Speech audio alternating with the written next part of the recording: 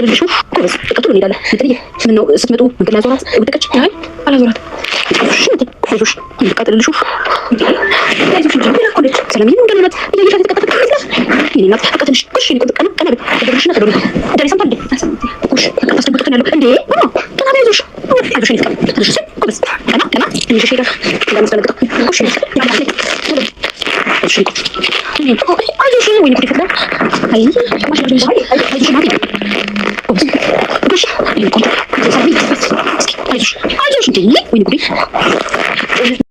አቤጌል ከናታን ክፍል ገብታ እያስቸገረችው ነው የምትገኘው። እንግዲህ ውጪ ቢላት አባዬን እጠራለሁ ማየን እጠራለሁ ባክሽ ያለ ቢለምናትም ወይ ፍክች ብላለች። ዳጣ ብትሆን ውጭ አትላትም ነበረ። እኔ ስለሆንኩ ነው ለምን ነው የምትጣላኝ በማለት እየተነዛነዘችው ነበረ። እሱም አንቺ ከኔ ፍቅር አልያዘሽም መለህ ነው እንጂ እንደሚያደርግሽ ዳጣ ከመጣች በኋላ ነው እንደዚህ አይነት ባህሪ ያመጣሽው እና አለ ነው እንጂ ፍቅር አይደለም የያዘሽ በማለት እያናገራት ነበር የሚገኘው። በመቀጠልም እንግዲህ ጭራሽ ልትወጣለት ስላልቻለች እናቴና አባቴን ከጠራክ ሊደፍሬ ነበረ ብዬ እናገራለሁ በማለት ስታስፈራራው እስካሁን ያወራነውን ነገር ሪከርድ ስላደረኩት ይሄንን አሳያቸዋለሁ በማለት ደንግጣ ከክፍሉ እንድትወጣ አድርጓልና በዚህ መካከል ፍቅር አልያዘሽም እንደዚህ አቶኝ የሴት ወግ ይኑርሽ በማለት እናትሽና አባትሽ እዚህ እንድቀመጥ ያደረጉኝ ስላመኑኝ ነው በማለት መክሮ አስወጥቷታል። ሰላም ጤና ይስጥልኝ ወደ ዳራ ሲኒማ ተከታታዮች እንደምናላችሁ። ዳጣ ክፍል 20 ምን አዲስ ነገር አለ የሚለውን አብረን የምናይ ይሆናል። አብራችሁን ቆዩ። ሰላም ወደ ሳሎን መጥረጊያ ይዛ ቤት ልታጸዳ ስትሄድ ዳጣ ተቀምጣ ነበርና ሶፋ ላይ መቼ ነው ግን ትምህርት የምትሄጂው? በዚህ አመት እኮ ትምህርት ጀምራለሁ ብለሽኝ ነበረ ትላታለች። እንግዲህ አቶ ደረጀ ትጀምሪያለሽ ብሎ የነበረ አሁን ግን ዝም ማለት ትላለችና ለምንድነው ግን ደረጀ የምትይው? ለምን እንደነ ውሃ እንደነ ናታን አባዬ ብለሽ አጣሪውን ትላታለች። እሱ ነው ደረጀ ቢኛ ያለኝ ትላታለች። እንዴት ጋሼ እንዴት ደረጀ ቢኝ ይልሻል በማለት ጠይቃታለችና ዳጣ ደግሞ በምላሹ ልጅ መያዝ እንዴት ነው በሆድ ውስጥ ልጅ መያዝ ይከብዳል ወይ ብላ ትጠይቃታለችና ጋሼ የሚለው ለካ እውነቱን ነው ዳጣ ማለት ውሃ ብልጦና ማለት ነው እና አልተሳሳተም ትክክል ነው ይላታልና እንዴት ስትላት ለላም ቀንዷ አይከብዳትም እርግዝና በጣም ደስ የሚል ነገር ነው ብላ በማርገዟ ደስተኛ እንደሆነች ትመልስላታለች።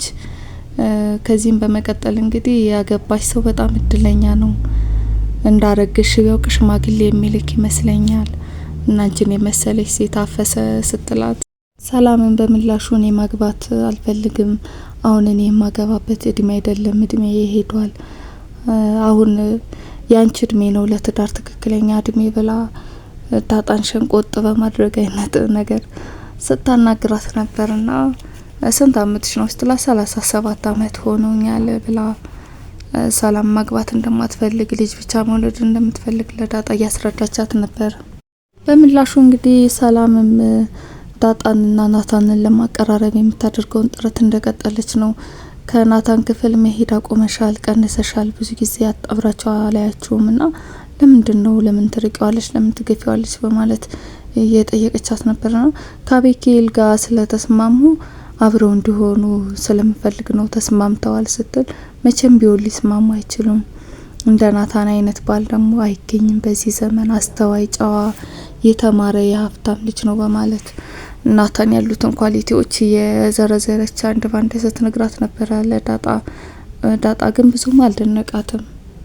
የናታን አባትና አቶ ደረጀ ስልክ ተደዋውለው ሲያወሩ ነበርና ናታን በጥሩ ሁኔታ ላይ እንደሚገኝ አስተዋይና ጥሩ ልጅ እንደሆነ አቶ ደረጀ ለአባቱ ሲገልጹለት ነበርና የናታን አባት ደግሞ በምላሹ አንዷን ሴት ልጃቸውን ድረውለት አማች ሊሆኑ እንደሚፈልጉና ከሳቸው ጋር ካቶ ደረጀ ጋር መዛመድ እንደሚፈልጉ ሲገልጹላቸው ነበር።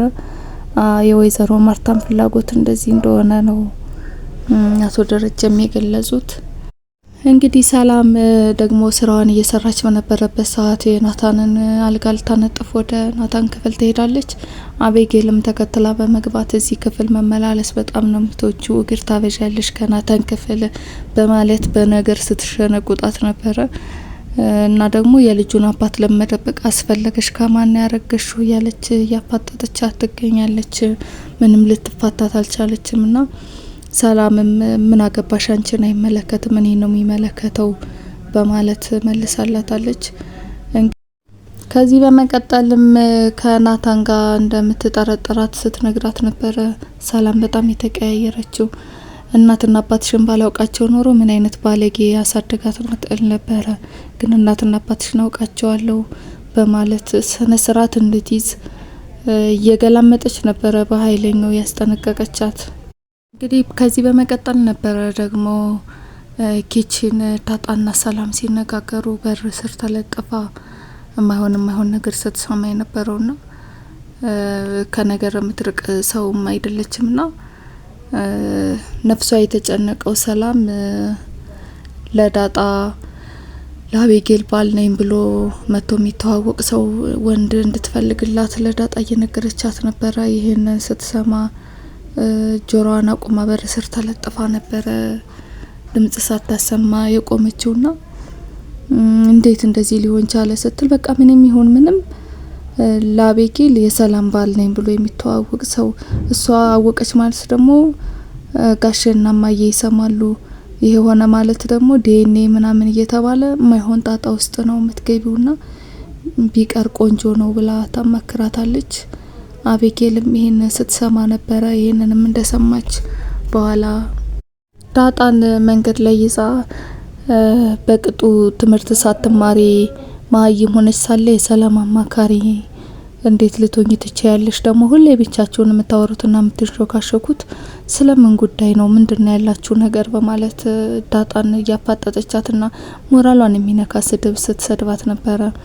እና በቃ ማይም ነሽ ምናምን እያለች አስቀያሚ ስድብ እየሰደበቻት እያለ አሁን ናታን ካንቺ ጋር ነው፣ ስለዚህ ተይኝ ሰላሜን ስጪ በማለት ትለምናታለች። እሷም ናታን አካሉ ከኔ ጋር ይሁን እንጂ ልቡ አንቺ ጋር ነው ያለው ስትላት እና ልቡን አውጥቼ ልስጥሽ ይሄ የኔ ኃላፊነት አይደለም ትላታለች። ከዚህም በመቀጠል ሰላሜን የማገኘው ሁለታችሁም ከዚህ ቤት ስትባረሩና ስትወጡ ነው ትላታለች። እሷም ተመስገን ቢያንስ አብሮኝ የሚወጣ ጓደኛ አገኘው ማለት ነው፣ ለመሆኑ ከማን ጋር ነው የምወጣው ትላታለች። ከሰላም ጋር ነው፣ ከማን እንዳረገዘች ከማታውቅ ሰው ጋር ነው የምትወጪው ብላ መልሳላታለች። ለማንኛውም እኔ ራሴን ወክዬ ነው የምናገረው እና ከዚህ ቤት ንቅንቅ አለልም ብላ ትላታለች። እና ጸባቸው የከረረ ነው የሚመስለውና ድራማው በዚህ ተጠናቋል። ቀጣይ ምን እንደሚፈጠር አብረን የምናይ ይሆናል። በትዕግስት ስላዳመጣችሁኝ አመሰግናለሁ። ላይክ፣ ሼር፣ ሰብስክራይብ በማድረግ እንድታበረታቱኝ በአክብሮት እጠይቃለሁ። ሰላም ቆዩ።